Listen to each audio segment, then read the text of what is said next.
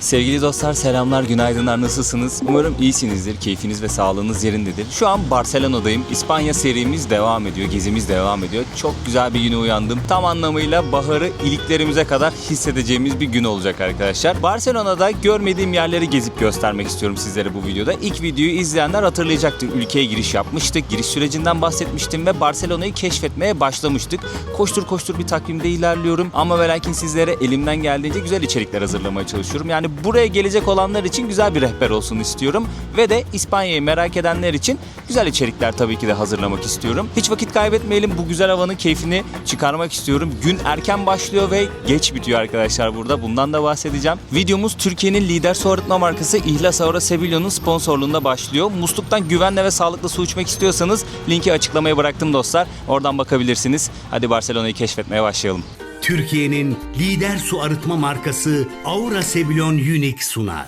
Arkadaşlar şimdi ilk durağımız Gracia Mahallesi. Burası Barcelona'nın elit bölgesiymiş. Genelde böyle zenginlerin yaşadığı bir bölgeymiş burası. Burada bir yer ziyaret edeceğim. Türklerin İspanya'da, Barcelona'da en çok ziyaret ettiği yerlerden birisi olabilir. Orayı göstermeye geldim sizlere. Ama ve lakin bu videoda yalnız değilim. Sizleri İlknur'la tanıştırmak istiyorum. Merhaba. Nasılsın, iyi misin? İyiyim, teşekkür ederim. Sen nasılsın? İyiyim, ben de teşekkür ederim. Sen çok uzun sürelerdir burada yaşıyorsun. Evet, Artık 6 buralı yıl. oldun diyebiliriz değil mi? Barcelonalı oldun. Olduk. Bu videoda senden bayağı bir destek alacağız. Ne Hem istersen. buranın sosyal yaşam hakkında bilgiler almak istiyorum senden. Tabii. Hem Barcelona'yı farklı bir yönüyle tanıyalım istiyorum. Tabii ki. Ne kadar yardımcı olabilirsem o kadar mutlu olurum. Şimdi Benim için bir burayı zevk. ziyaret ediyoruz. Neden ziyaret ediyoruz? Senden dinleyelim o Burayı zaman. neden ziyaret ediyoruz? Burayı Arda Turan Barcelona Futbol Kulübü'nde oynarken bir gün dertli efkarlı gelmiş. Burada bir bankta oturmuş. Adam derdini paylaşayım, rahat edeyim derken bir anda burası meşhur olmuş. Tarihi Arda Turan Bankı olarak geçiyor. Tarihi Arda Turan. Bütün gelen misafirler de mutlaka uğramak istiyor Şu buraya. bank değil mi? Şu karşıdaki bank. Aynen öyle. Zaten hemen buraya geldiğinizde bankın üzerindeki Türkçe isimlerden anlıyorsunuz hangi bank Bayağı olduğunu. bir yazı yazmışlar. Fotoğrafta görmüştüm. Şu abimiz de efkarlı galiba o da. Arda Turan efkarı bulaşmış kendisine. Şöyle bankı gösterelim. Şimdi o meşhur bank bu mudur? Aynen öyle. O meşhur bank budur. Elif, Ateş, gördüğünüz gibi Bayağı Pelin, bir isim Hakan. yazmışlar ha. Yani şurası Barcelona'da en çok ziyaret edilen yerlerden biri olabilir Türkler tarafından. Kesinlikle. Ben sorsam Sagrada Familia mı Arda Turan Bankı mı? Büyük ihtimalle Arda Turan Bankı'dır. Havaalanından geliyoruz. Havaalanından gelirken böyle Arda Turan Bankı'ndan geçecek miyiz? Gerçekten öyle yani. Çok merak ediyorlar. Burada bir fotoğraf çekilmek istiyorlar. 19. yüzyılda başlarında yeni bir şehir oluşturmak istiyorlar. Tam karşımızda kalan kısım. Onu oluştururken çok paraları yok. Diyorlar ki Paris gibi görkemli olsun ama o kadar bütçesi... para harcamayalım. Aynen öyle. Şimdi burası arkamızda zengin kısmı bırakıyoruz arkadaşlar. Yani Evet. binalar falan hakikaten ben o mahallede biraz yürüdüm. Gerçekten güzel bir yerleşim yeri. Evet. Belli ediyor farkını. Daha lokal insanlar yaşıyor hem. Burası daha sınır gibi değil mi? Buradan geçtikten sonra artık yeni Barcelona Aynen diyebiliriz öyle. buraya. Sen neler yapıyorsun? Ben rehberim. Burada gelen Türk ziyaretçilere rehberlik yapıyorum. Burada yaşıyorum. Kaç senedir buradasın? 6 yıl oldu. Gel 6 kenara yılı, da araba geliyor. 6 yılı doldurmak üzereyim. Nasıl peki Barcelona'da yaşamak? Ya Barcelona'da yaşamak çok güzel ama sanırım İspanya'nın diğer bölgelerinde yaşamak daha eğlenceli. Katalan halkı var ya, Katalan halkı. Biraz daha içine kapanıklar. Ama onun dışında eğlenceli. Yani çok tatlı geçiyor. Sürekli yapacak bir şey var. Sürekli sosyal aktivite var. Sürekli belediyenin bir etkinliği var. O zaman Güzel bayağı geçiyor. bir sosyal Çok sosyal. Katalanlar. Yani Hem- buranın halkı da o şekilde sosyalleşmeyi seviyor. Çok. Peki dışarıdan gelen yeni insana nasıl bakıyorlar? Dışarıdan gelen yeni insana burada ırkçılık asla yok. Hiçbir yerde yok. Herkes kendi hayatını yaşıyor. Herkes kendi istediği gibi davranıyor. Hiç öyle nasıl desem... Sen dışarıdan geldin, ikinci sınıfsa Hayır. öyle bir muamele yok Türkleri yani. çok seviyorlar. Türk dizileri çok seviyorlar. Türkçe bilen çok insan var. Öğrenmeye çalışıyorlar. Çok egzotik geliyor onlara. Novelas İnanılmaz- Turcas ha? Aynen. Dizilerin hepsini benden çok biliyorlar yani. İnanılmaz fazla.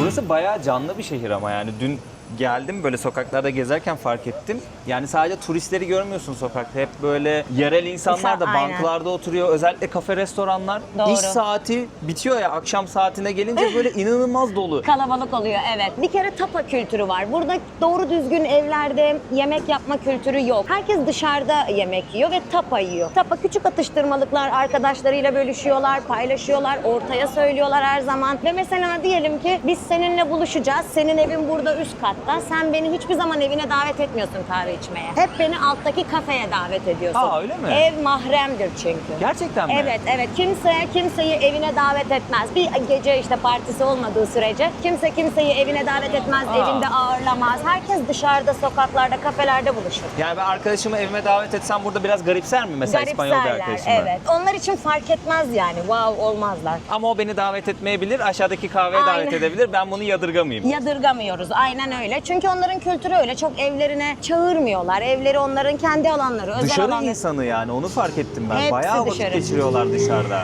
Evet, yani genci, yaşlısı dolanıyorlar, çok spor yapıyorlar. Hafta sonları mesela mutlaka spor aktivitesi yapıyorlar, bisiklete biniyorlar, dağ geziyorlar, denizde takılıyorlar.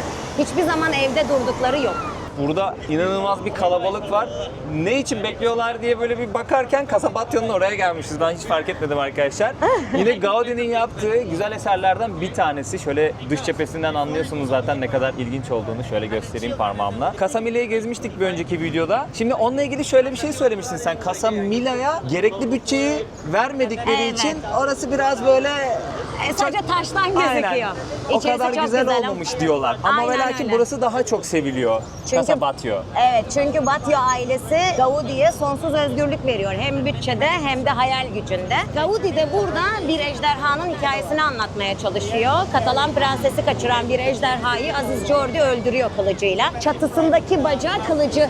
Çatısındaki şu gördüğünüz baca. Aynen öyle. Çatısı da ejderhanın derisi aslında. Aa. İşte o gün Katalanların yerel sevgililer günü. Yerel sevgililer günü. Aynen öyle. Nisan ayında kutluyorlar. Kadınlar erkeklere kitap, erkekler de kadınlara gül hediye ediyor. Neden öyle bir şey var? Çünkü o gün Aziz Jordi prensese elindeki gülü hediye ediyor. Onun karşılığında da prenses ona kitap veriyor. Yanında gül mü taşıyormuş Aziz Jordi? Hayır.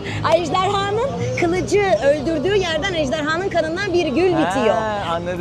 O çıkan gülü de prensese hediye ediyor. Aa, güzelmiş hikayesi. Ha, evet. Onun hikayesini yansıttığı için Casa Batlló. Casa Batlló meşhur arkadaşlar. Aynen öyle. Buranın giriş ücreti neydi? Onun da bilgisini verelim. Giriş ücreti 26 euro ama sonra artıyor gitgide. Yani değişik girişleri var. Onlar değişik. 30 euroluk var, 40 euroluk var diye gidiyor. Resmi sitesinden alabilirler. Aynen öyle, Burada resmi genelde sitesinden. bütün hep online alıyorsun biletleri. Yani Her hiç şey kapıda online. bilet alamıyorsun. Çok doğru, ona dikkat etmek lazım. Yani mutlaka online kendi resmi sitesinden kontrol etmek lazım. Çünkü saatli ve tarihli girişler oluyor. Kendilerine uygun bir şekilde biletlerini almaları lazım. Saati geçerse ne olur? Saati geçerse yerden yere değişir. Muhtemelen kaçırır. Oradaki kişinin inisiyatifine de kalır ama muhtemelen kaçırır. Saatlere dikkat etmek lazım. Biletleri de girişte alırız ya. Bir bakalım şöyle hoşumuza giderse diye düşünmesinler. Çünkü girişte, gişede bilet satma kültürü çok yok.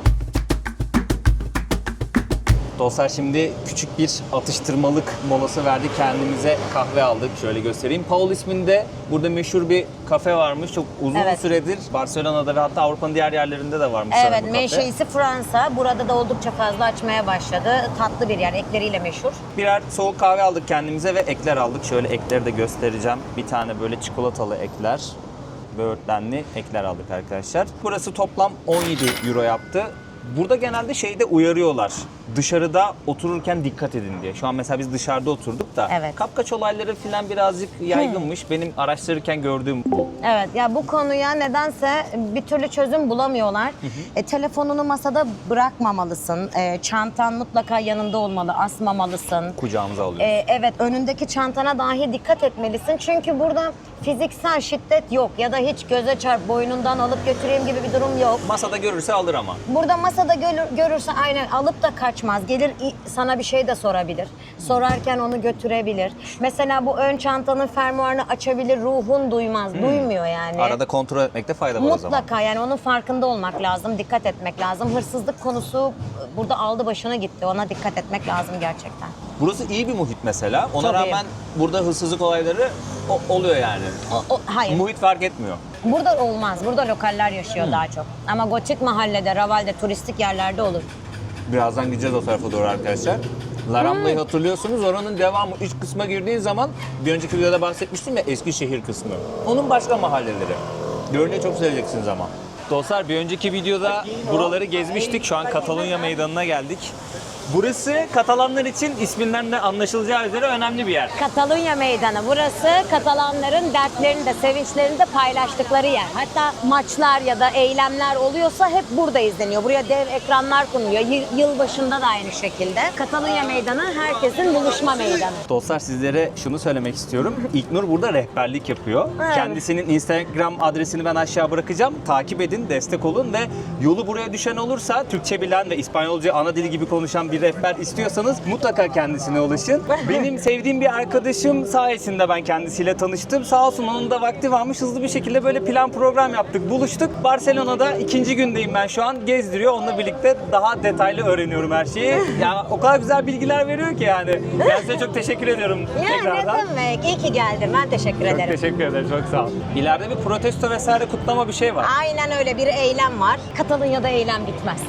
Şu an bulunduğumuz bu cadde Gotik Mahalle diye geçiyor değil mi? Gotik Aslında o Mahalle. kısma girdik. Eski Evet. şehrin sokaklarına girmiş bulunuyoruz. Evet, Katalanlar burada yüzyıllar boyunca kapalı kalmışlar. Biz de şu anda o gotik mahallenin içerisine doğru giriş yapıyoruz. Kapalı kalmışlar derken nasıl bir ortam? İspanyollarla Katalanlar arasında büyük bir bağımsızlık mücadelesi var. Bu 1700'lere kadar dayanıyor. 1700'lerde Katalanlar güçsüz bir şekilde İngiltere'nin de İspanyollara yardımıyla kaybediyorlar savaşı ve İspanyollara bağlı kalıyorlar. Sonra İspanyollar, Madrid hükümeti Katalanları şu an bizim bulunduğumuz bu mahalle içerisinde etrafını bombalarla sararak oraya hapsediyor. Harbi mi Katalanlar hiçbir zaman şehrini genişletemiyor, ilerleyemiyor. Burada tıkılı yaş- kalıyorlar. Evet, burada tıkılı kalıyorlar. Burada yaşamak zorunda kalıyorlar. O yüzden biraz daha çarpık bir kentleşme var denilebilir. Ara sokaklar, dar sokaklar, tüneller, geçitler bol burada. 18. yüzyıldan sonra sanırım Barcelona şehrinin de büyümesiyle burası şehrin içerisine dahil oluyor. Burası şehir aynen öyle, doğru. Bu Katalunya bayrağı. Evet. Sarı kırmızı. Barcelona Futbol Kulübü'nü biliyorsunuzdur dostlar. Onun armasında da var Katalunya bayrağı. İşçilerin eylemi. İşçilerin eylemi. Evet. Emekçinin yanındayız her zaman. İşçinin, emekçinin yanındayız. Evet, şirketler en çok kazanan oluyor ama çalışanlar insanlar. Her zaman emekçinin yanındayız. Ben dün eskaza böyle bir girdim Gotik Mahalle'ye gezerken. Çok hoşuma gitti. Dedim ben bunu bir sonraki videoda daha detaylı gezerim. Şu an bana da sürpriz olsun diye hemen geri çıktım buradan. Çok tatlı bir yer ama burası. Güzel, çok güzel bir yer. Önemli olan şu, bir de korumuşlar. Evet. Zarar vermemişler. Bugünlere kadar getirmişler bu eserleri, Doğru. yapıları, mimari eserleri. Yani yapılan reformlar da, yenilemeler de aslında uygun yapılıyor. Ondan kurtulmak ya da onu unutmak değil dertleri. O Onu kültürü güzel korumak. sunabilmek. Bir ara şeydi ya, Barcelonalılar isyan etmişti turistlerden, yeter artık gelmeyin, ıslatıyorlardı filan böyle. Evet, bir Çünkü su ev fiyatları tabancası- artmıştı, yaşam Evet. pahalılaşmıştı. Şimdi nasıl buradaki yaşam? Nasıl bakıyorlar turistlere? Turistlerle ilgili hiçbir sorunları yok. Önemli olan Airbnb'ler. Anladım. Günlük kiralama evler ve bu turistler bu evleri kiraladığı sürece halka, ev sahipleri ev vermiyor. Bu nedenle de insanlar turist hani gelme artık diyor. Aslında Anladım. amaçları turisti istememek değil, kendilerine bir yaşam alanı bulabilmek aslında. Çünkü 30 Haklılar metrekare aslında. 30 metrekare bir ev görüyorsunuz. 30 metrekare ev için 2400-2500 euro para istiyorlar kiralık. Şaka yapıyorsun. Öyle. Şu an peki ne durumda? Burada yaşam maliyetlerini konuşacak olursak, yaşam pahalı mı Barcelona'da? Barcelona'da yaşam eğer hep dışarıda yiyorsanız evet ama bir Avrupa şehrine göre, büyük bir Avrupa şehrine göre o kadar pahalı değil. Mesela ev kiraları ne kadar şu an? Ev kiraları az önce dediğim gibi 2500-3000 eurolardan başlıyor. Tabii bu şehir içinde. Şehrin merkezi konumunda. Evet, biraz sorunlu yani. Güzel bir meydana çıktık yine. Bu arada yani ara sokaklardan yürüyorsunuz. Hiç beklemediğiniz bir anda kocaman bir meydana açılıyor. Şu an Barcelona'daki en meşhur yerlerden birine geldik arkadaşlar. Öpüşme duvarı olarak geçiyor burası. Yani gördüğünüz üzere bayağı bir fotoğraf kuyruğu da var. İnsanlar bekliyor burada fotoğraf çekilmek için. Şimdi detayları ben görebiliyorum. Siz de ekranda yakından ben çekeceğim. Görüyorsunuzdur şu an arkadaşlar. Aslında geniş açıda baktığınızda öpüşen iki kişi var. Ama detaylara indiğiniz zaman insanların fotoğraflarını görüyorum ben. Onun bir hikayesi var mı? Bunun bir hikayesi var. İnsanların özgür ve mutlu olduğu anlar için bütün insanlardan fotoğraf istiyorlar. Onları en mutlu, en özgür olduklarını düşündükleri anlarda. Ve özgürlük ve mutluluk birbiriyle paralel ilerliyor ya. İşte o savaşta hayatını yitiren, özgürlükleri için hayatını yitiren insanların anısına oluşturulmuş bir öpüşme duvarı.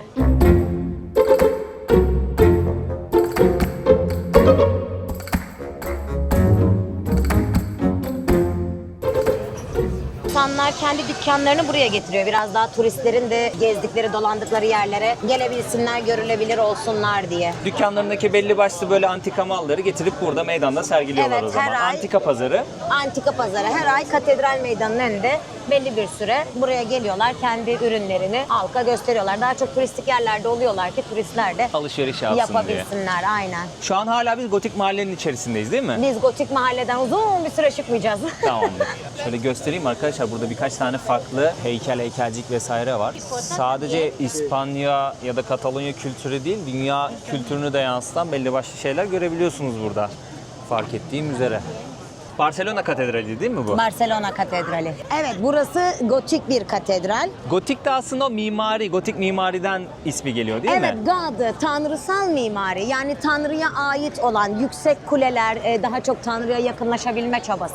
Sagrada Familia'yı da gotik istediler. Sonradan Gaudi kendi dehasıyla birlikte bunu neogotik ama biraz daha modern mimariye dönüştürdü. Yani. Gaudi'ye göre bütün her şey doğadan gelmiştir. Doğa bize Tanrı'nın bir hediyesidir ve Gaudi bütün eserlerinde Tanrı'ya teşekkür etmek ister. Şükranlarını ver.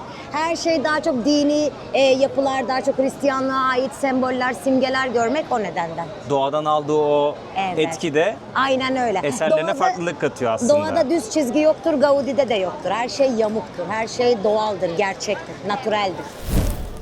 Sol taraftaki İspanya bayrağı, sağ taraftaki de Katalonya bayrağı. Katalonya burada özerk bir bölge. Kendine ait bayrakları var, kendi kültürleri, kendi dilleri var. Sadece devlet binalarında hem İspanya bayrağı hem Katalonya bayrağı alıyormuş. Onun dışında her yerde Katalonya bayrağını görüyorsunuz. Yani İspanyol bayrağını buralarda görmeniz pek mümkün değil. Sadece devlet binalarında görüyormuşsunuz. Çok sigara tüketiyorlar mı burada? Sigara Hayır. içen? Hayır, çok sigara içme kültürü yok. Özellikle de gençlerde bu çok güzel bir şey. Sosyal aktiviteler o kadar fazla ki, birlikte yapabilecekleri şeyler o kadar fazla ki sigaraya vakit bulmuyorlar. Sigaraya vakit yok burada. Ya gerçekten hep İspanyolları dışarıdan gören birisi olarak sosyal varlıklar, Evet. sosyal insanlar Çok yani. sosyal insanlar. Buraya geldiğimde gerçekten onu hissettim. Ciddi Evet. anlamda sokakta yaşayan, sosyal hayatı çok fazla kuvvetli olan insanlar. Ya bir de burada şimdi saat dilimini yanlış kullanıyorlar. Evet onu soracaktım ben sana. Saat dilimini aslında Portekiz'de bir kullanmaları lazım ama bizim şu anda Portekiz'de bir saat fark var aramızda. Şu an mesela saat 13.15 kaç olması gerekiyor? 12-15 olması 12-15 olması gerekiyor. 12-15 olması gerekiyor ama olmuyor. Bu Dileyelim. nedenle Bu hava taraftan. hava çok geç kararıyor. Evet, Hal böyle olunca da 8.30'da falan kararıyor hava ya. akşam yemeğini de 10'da yiyorlar. Bize göre akşam yemeği 10 çok geç bir saat. Çok geç. Evet ama onlar akşam 10 gibi akşam yemeğini yemeye başlıyorlar. 11, 12 o uzar. Bu saat diliminden dolayı. Saat dilimi neden böyle? Franco yüzünden. Francisco Franco diyor ki ben Hitler'le aynı saat diliminde olmalıyım. Onun aldığı haberi ben de aynı saatte Allah almalıyım Allah. diyor. Evet. 1930'lardan yani 40 diyelim daha doğrusu 40'lardan beri saat dilimini yanlış kullanıyor İspanya. Franco'yu sevmiyor değil mi bunlar? Hayır, Franco'yu sevmiyor. Franco'yu Geçen sene sevmiyorlar. 2025, Buradan. soldan gideceğiz. 2025 Franco'nun vefatının 50. yılıydı. Büyük bir şenlikle kutlanıldı burada. Harbi mi? Evet, evet. Şaşırmıyorum. Çok- Az çok çok- tarih okumuş biri olarak. Batıl inanç seven dostlarım beni iyi dinlesin. Gotik mahallenin içerisinde kilisenin arka tarafında bir tane sokak var. Bakın şöyle bir kemer göreceksiniz. İki binayı birbirine bağlıyor. Bispe Köprüsü diyorlarmış buna. Şimdi buranın altından ben geri geçersem Evet. tuttuğum dilek kabul oluyor. Dilek tutman Buranın lazım. olayı o. Evet. Geri yürüyeceksin Tamam. ve dilek tutacaksın. Eğer bunu yaparsan dileğin kabul oluyor. Diyorlar. Dostlar dileğimi diliyorum. Sizler için. Sizler için diliyorum. Sizler için diliyorum. Batıl inanca sahip dostlarım bak. Burayı gördünüz. Geri giderken insanlara çarparsak dilek de sakata düşebilir. Hadi bakalım. Tamam bitti değil mi? Diledim. Bir daha geri dönmem gerekiyor mu? Hayır, o zaman dilek kabul olmaz. İkiye olmuyor mu? Yok, hayır yeter. Herkesin hakkı bir. Herkesin hakkı bir. Espadrilleri biliyor musun? İspanyol ayakkabıları. Eskiden Hangileri? Türkiye'de de bunlar. Hanımlarda çok meşhurmuş. Şunlar. Bunlar espadriller. Şu an bizde bunlar şey değil mi, moda ya? Evet, şu Evet. an yine tekrar moda oldu. İspanyol ayakkabısı mı bunlar? Evet, İspanyol ayakkabısı. Ya bizim İspanya ile aramız bu aralar çok iyi ya. Özellikle bir süre önce şeydi ya, bayağı bir cilveleştik biz İspanyollarla. Aynen, nazlandık Twitter'da biraz. falan böyle gülmekten öldüm 3-4 gün boyunca yazılanları okuyunca böyle. Ne düşünüyorlar bizim hakkımızda ya? Ya o hikayeden sonra bana da herkes söylemeye başladı. Daha çok gitmek istiyorlar. Herkes artık Türkleri buraya çağırmaya başladı. Gelin işte kardeş ülke olduk, kardeşlik günü diye kutlamaya başladılar. Hadi canım. Tabii Ece Üner İspanyolca konuştu haberlerde. O zaman Ece Üner'den çok söz ettiler. Burada haberlerde çıktı işte Türk spiker diye. Onun videolarını yayınladılar. Sanchez'den bahsettiği dönemleri filan. Bayağı heyecanlandılar onlar da burada. Şimdi gezerken Türk bayrağı görünce çok iyi tanıyorlar ve daha çok şey diyorlar. Arda Güler, Arda Güler. Şimdi Arda Güler meşhur oldu. Herkes Arda Güler sayesinde de çok tanımaya başladı. Biraz işte kelime öğrenmeye çalışıyorlar. Türkçe bir şeyler söylemeye çalışıyorlar. Bayağı ilgililer bizim ülkemize. Hele İstanbul'a ve Kapadokya'ya wow. Birazcık soluklanalım arkadaşlar. Kendime su almıştım. Genelde 50 cent ya da 1 euro arası sular gördüğüm kadarıyla marketlerde. Suyum bitiyor. Burada sebiller var. Bayağı böyle temiz su sağlıyorlar. İçme suyu sağlıyorlar sağ olsunlar. O sebillerden dolduruyorum. Şimdiye kadar bir sıkıntı yaşamadım. Sokakta gördüğümde dolduruyorum şişemi. İçmeye devam ediyorum arkadaşlar. Yani temiz suya ulaşmak, kolay ulaşmak çok önemli. Bir süredir de kanalıma destek olan Türkiye'nin lider su arıtma markası İhlas Aerosebilyon'a çok teşekkür ediyorum. Kendileri videolarımı destekliyorlar. Bir su arıtma cihazı İhlas Aerosebilyon. Türkiye'nin lider markası bu konuda. Rahat bir şekilde temiz suya ulaşıyorsunuz. Güvenli suya ulaşıyorsunuz arkadaşlar. Bunu nereden biliyorum? Çünkü evde de kullanıyorum. Ailem de kullanıyor. Biz çok memnunuz yani. Bir süredir kullanıyoruz. Gerçekten çok memnunuz. Damacana taşıma derdiniz yok. Su söyleme derdiniz yok. Ya su bitti. İşte hadi ara damacanadan su getirsinler vesaire. Öyle bir derdiniz yok ve temiz su içiyorsunuz. Yani suyun kaynağından içiyorsunuz. Çeşmeden içiyorsunuz. Kafanız rahat oluyor. Ayrıca Amerikan Hijyen Vakfı onaylı NSF sertifikasına sahip cihazlar. Siz çeşmeden su içtiğiniz zaman o arıtılan suda içinde mineraller var. O mineralleri tamamen yok etmiyor. Yani vücudunuzun ihtiyacı olan o mineralleri tamamen yok etmiyor, koruyor. O yüzden sağlıklı ve güvenli su içiyorsunuz. Bunun yanı sıra teknik ekibe ulaşmak oldukça kolay arkadaşlar. Çünkü yaygın bir servis ağı var. Dediğim gibi linki açıklamaya bıraktım. Oradan bakabilirsiniz. Ben birazcık soluklanacağım. Daha sonrasında gezmeye, keşfetmeye devam edeceğiz. Yürüyerek gezip keşfedebileceğiniz bir şehir Barcelona. Bunu söylemek istiyorum. Şu ana kadar tecrübe ettiğim kadarıyla benim hoşuma gitti. Bilmiyorum sizler bu konuda ne düşünüyorsunuz? Yorumlarda fikirlerinizi merakla bekliyorum. Dostlar, sokak arasında bir tane empanadacı gördüm. Güney Amerika seyahatimi hatırlayanlar ne kadar çok sevdiğimi biliyorlar empanadayı. Dünyanın en iyi empanadasını Arjantinliler yapar bu arada. Bir sürü çeşit var bakın. 2, 4, 6, 8, 10, 12, bayağı 20 küsür çeşit empanada var. 3 euro 25 cent bunun tanesi. Kuvvetle muhtemel daha uyguna yiyebileceğiniz yerler bulabilirsiniz. Burası birazcık sevilen ve bilinen bir yermiş. Şöyle hemen içinde göstereyim sizlere. Ispanaklı ve peynirli aldım ben. En sevdiğim empanada türüdür. Benimki kıymalı. Ben de Kıyması da kıymalı çok güzel oluyor. Kıymalı soğanlı. Evet ben çok seviyorum. Arjantin empanadasını bu kadar lezzetli ve popüler yapan o aslında hamuru.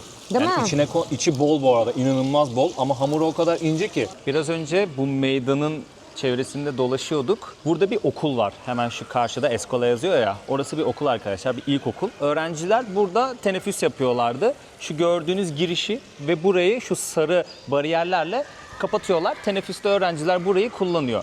Ama burası tarihsel bir öneme sahip. Duvarda bir sürü iz görüyoruz arkadaşlar. Burası önceden yine hala okul olarak düşünün. Öğrencilerin teneffüste vaktini geçirdiği yer olarak düşünün. Okul bahçesi. Ama günün birinde burası bombalanmış. Evet. Onun hikayesi neydi? Franco dönemine denk geliyor. 1936-39 yılları arasında burada bir iç savaş yaşanıyor. Cumhuriyetçiler ve Frankocular birbirine giriyor. O dönemde İtalya'da Franco'ya destek veriyor. 38 yılında İtalyan Hava Birliği haber vermeden, ön anons yapmadan sivil halka bir anda bu meydana bomba bırakıyorlar. Öğrenciler teneffüsteyken, tam böyle meydanda eğlenirken buradaki bütün öğrenciler, 50'den fazla kişi hayatını kaybediyor o bombada. Burayı hiçbir zaman değiştirmiyorlar. Bomba izlerini bırakıyorlar ki tarih hep onlara eşlik etsin. Geçmişlerini de unutmasınlar. Benim çok sevdiğim bir rock grubu var. Evanescence. Evet. Ve en sevdiğim şarkıları My Immortal, Ölümsüz isminde bir şarkı var. Onun klibi burada çekilmiş. Ben senden öğrendim bu bilgiyi. Evet, çok bu Çeşme'de çekilmiş. Ben bilmiyordum burada olduğunu. Çeşme'de ve bu meydanda çekilmiş. Klip hemen Evanescence'ın solistinin burada yürümesiyle başlıyor. Bu ağaçta tepeye çıkıyor. Buralarda yukarıdan videolar. Ve dikkat edin mesela videoda bazen o şarkı söylerken bazı görüntülerde şey var. Çocuklar arkada oyun oynuyor mesela. İşte o tam olarak bu meydanda o hikayeye de referans yapıyor.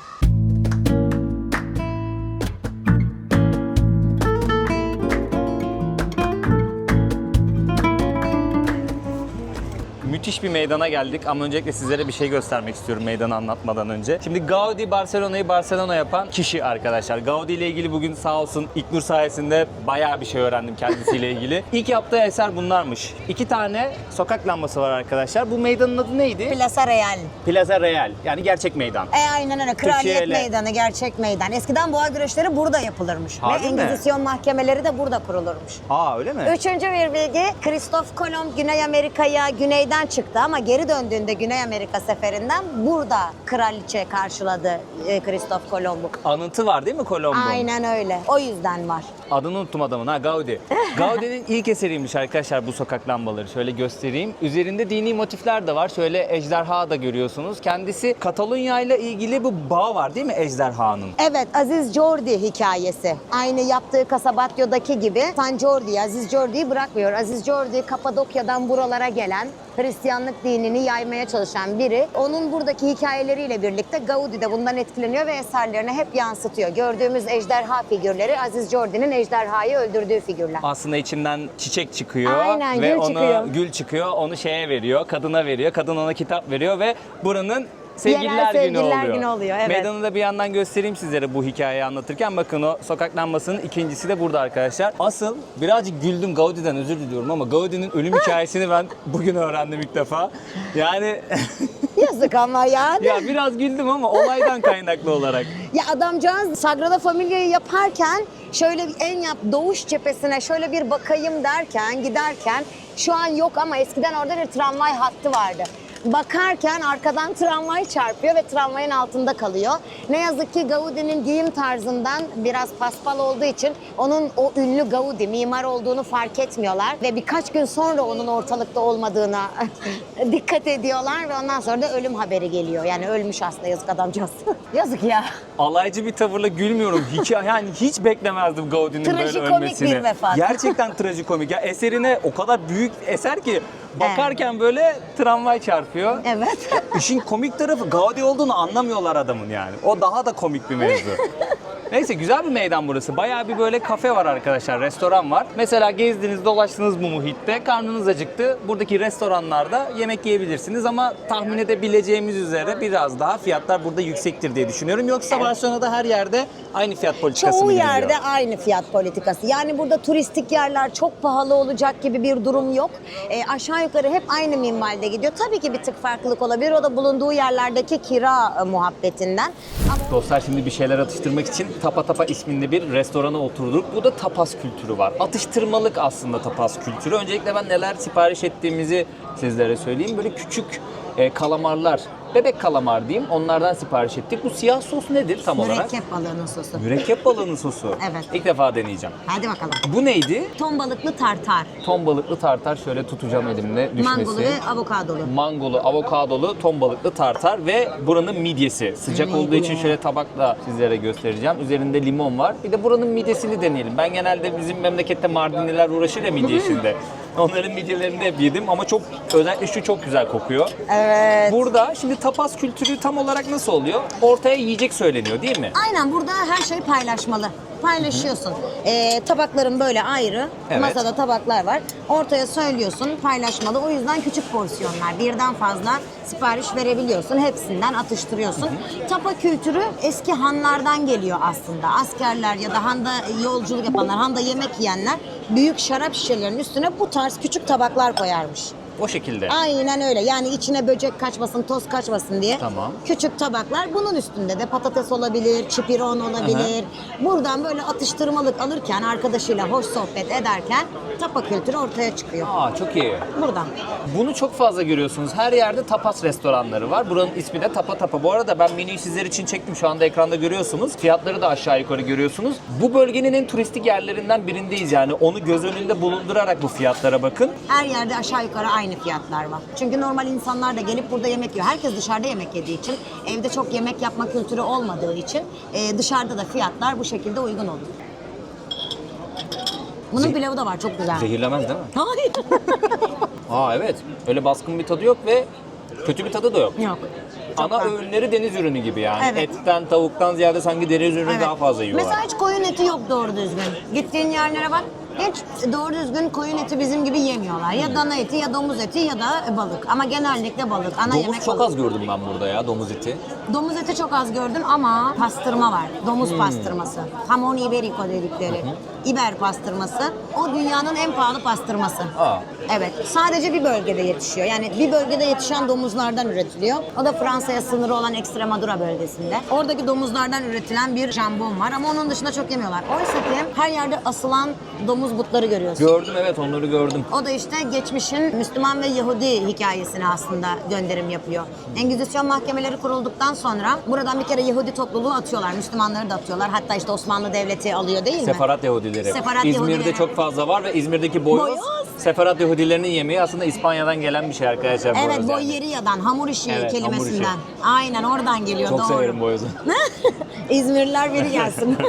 Evet, o domuz yani o domuz butlarını... Şansımıza boş çıktı bir tane. Ya kıyamam. Boş çıktı arkadaşlar. İspanya'ya gelmeyin. Ha, İspanya'ya. Şaka gelin. Tabii ki de şaka yapıyorum. Domuz etini asmak kültürdür. Müslüman ve Yahudi olmadığını gösterirdi. Domuz eti yemek zorundaydı. O yüzden marketlerde domuz eti asılıyor. Büyük devasa domuz etleri. Evet. Yemek ve göstermek zorundaydı. Buradaki midyelerde pirinç yok. Şöyle limonu sıkıyorsunuz abi, direkt eti yiyorsunuz. Sadece etini yiyorsunuz. Çok lezzetli ama. Afiyet olsun. Midyesi de çok lezzetli. Ben istiridye de denedim. İstiridiyesi de çok lezzetli. Ya deniz ürünleri hakikaten hakkını Çok veriyorlar taze. burada. Hakkını Evet. veriyorlar.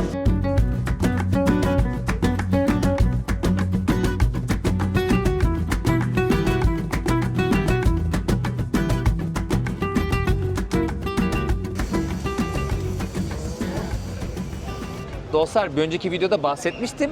La Rambla Caddesi Katalunya Meydanı'ndan başlıyor. Kolomb'un anıtının olduğu yere kadar uzanıyor. 1,2 kilometre uzunluğunda bir cadde burası.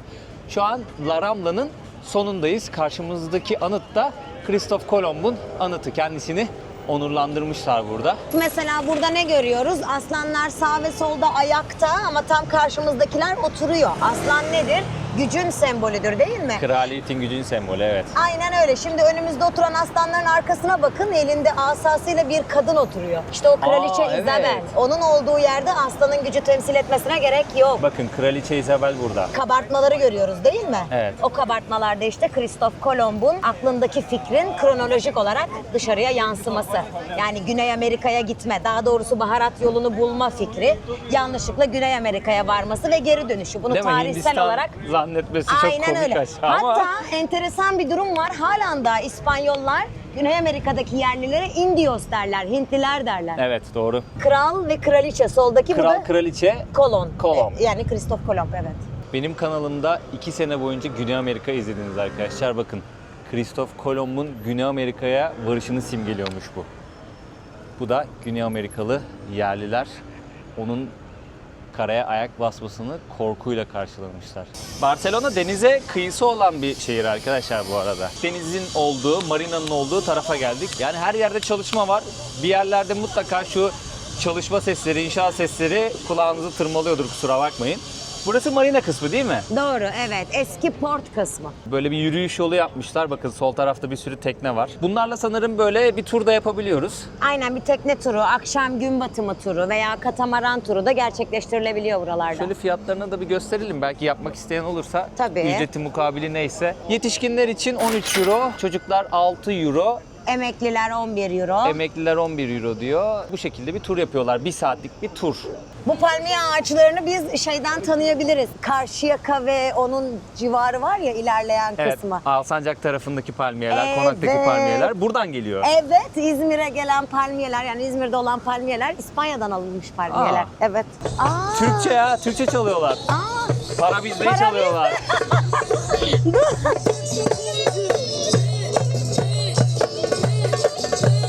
Es la música de los gitanos en Turquía. ¿Cómo? Roman havası. Roman. Roman havası.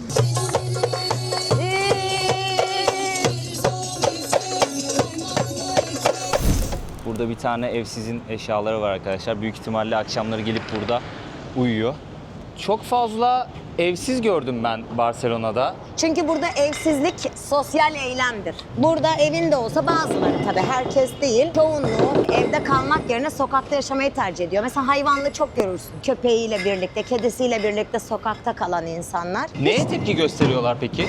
ikinci mülkün hırsızlık olmasına. İkinci mülkün. Yani Evet. diyor ki bir tane evin olabilir. Bu senin hakkın, en Evet, temel hakkın. barınma hakkın. Barınma hakkın ama ikinci bir mülkün olamaz yani. Başkasının barınma hakkını elinden çalıyorsun demektir. Doğru. Kesinlikle katılıyorum. Evet öyle. O yüzden de Barcelona'da Okupa var mesela. Ezgi Mola'nın Barcelona'daki evi Okupa oldu diye haberler evet. çıktı. Okupa dediği de aslında işgal anlamına geliyor. İşgal, Okupado. aynen. Okupa burada yine bir yaşam tarzıdır.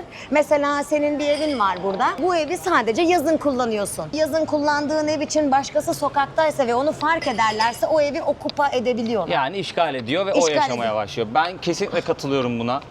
Buna kesinlikle katılıyorum. Bu arada Barcelonalılar da katılıyor. burada çok fazla böyle romanda yaşıyor gördüm ama genelde dilencilik yapıyorlar burada. Evet. Onlara bakış açısı nasıl? Ben kendileriyle konuşma şansım olmadı hiç romanlarla. Birazcık kaçıyorlar kameradan. Romanlardan çok yani belli bir şeyden çok her kültürden insan dilenebiliyor. Daha çok göçmenler, Latinler var, Doğulu, Orta Doğulu çok var. Roman kültürü burada Çingenelerin kültürü çok önemlidir.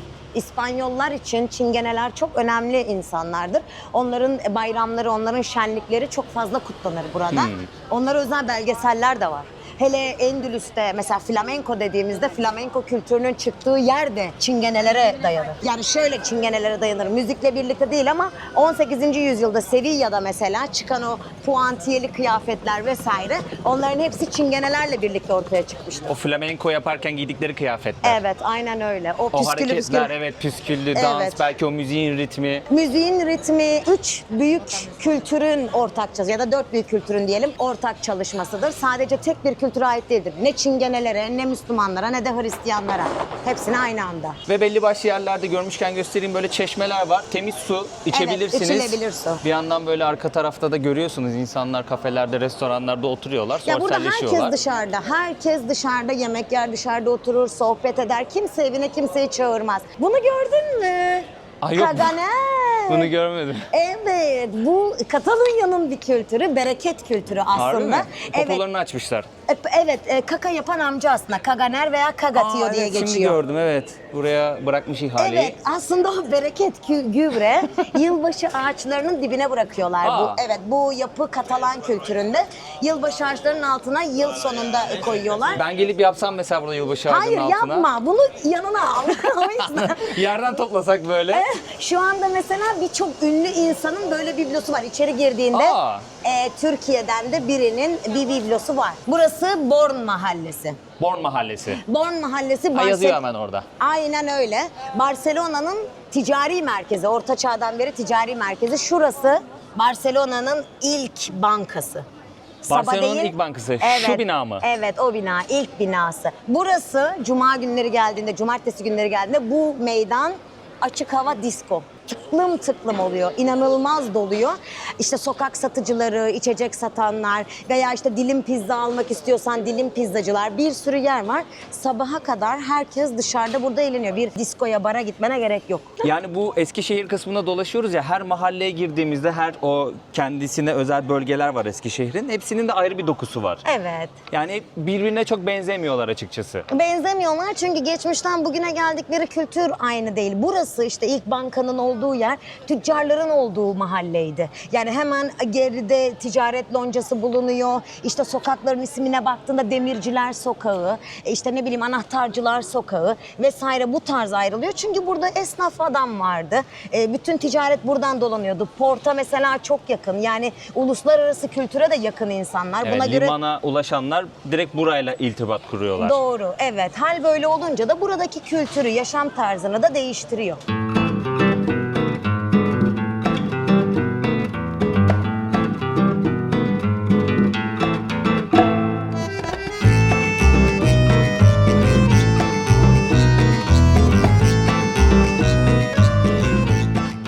İlknur'la ayrıldık arkadaşlar. Kendisine tekrardan çok teşekkür ediyorum. Yani o kadar sıcakkanlı, cana yakın bir insan ki ve bildiklerini bizlerle rahat bir şekilde paylaştı. Böyle rehber gibi anlatmadı yani. Tamamen bir arkadaşı buraya gelmiş de onu gezdiriyormuş gibi anlattı. Kendisine tekrardan çok teşekkür ediyorum. Ben Instagram adresini bırakacağım. Lütfen takip edin, lütfen destek olun. Buraya yolu düşen varsa mutlaka onunla ulaşsın. Kendisinden bilgi alsın. Hatta bir rehbere ihtiyacı varsa kesinlikle öneririm. Yani kameranın arkasında da o kadar güzel detaylar anlattı ki bana. Belli başlılarını sizlerle paylaştım. Bazılarını da sıkılmayın diye paylaşmadım. Mutlaka buraya gelecek olanlara kendisiyle iletişime geçmesini ve ondan rehberlik desteği almasını öneririm. Çok teşekkür ediyorum tekrardan. Tibidabo, bir dakika. Buranın adı nasıl telaffuz ediliyordu?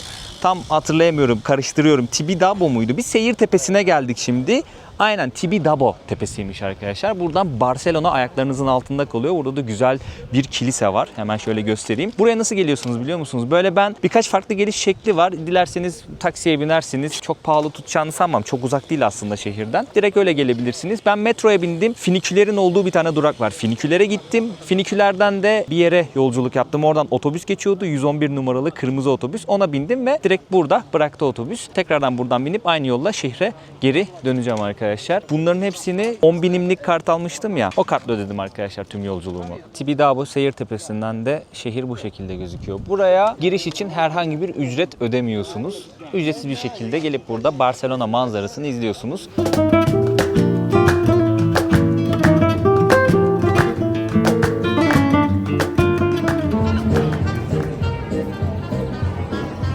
Barcelona'ya dolu dolu 3 gün ayırırsanız rahat bir şekilde gezebileceğinizi düşünüyorum arkadaşlar. Tabii vaktiniz varsa ve nakdiniz varsa 4 gün kalsanız daha böyle bir tadını çıkara çıkara her şeyi göre göre burayı keşfedersiniz. Herhangi bir güvenlikle ilgili problem de yaşamadım ama siz mutlaka dikkat edin. Ben yaşamadıysam sizin de yaşamayacağınız anlamına gelmiyor. Her yerde dikkatli olun. Burada bu kadar insan uyarıyorsa soygunla ilgili, kapkaççılıkla ilgili vardır bir bildikleri. Burası çok meşhur bir restoran. Burada gelip bir şeyler yemek istemiştim ama birazcık sıra var arkadaşlar. Şöyle göstereyim sizlere. Birazcık sıra var ve hiç sıra beklemek istemiyorum açıkçası. Aklınızda bulunsun, bir bakarsınız. Yorumlarına falan da bakın Google'dan. Sıra beklemeyi göze alıyorsanız ya da bilmiyorum hangi saatlerde böyle rahat gelip burada yer bulabiliyorsunuz. Öneri olarak söyleyeyim sizlere.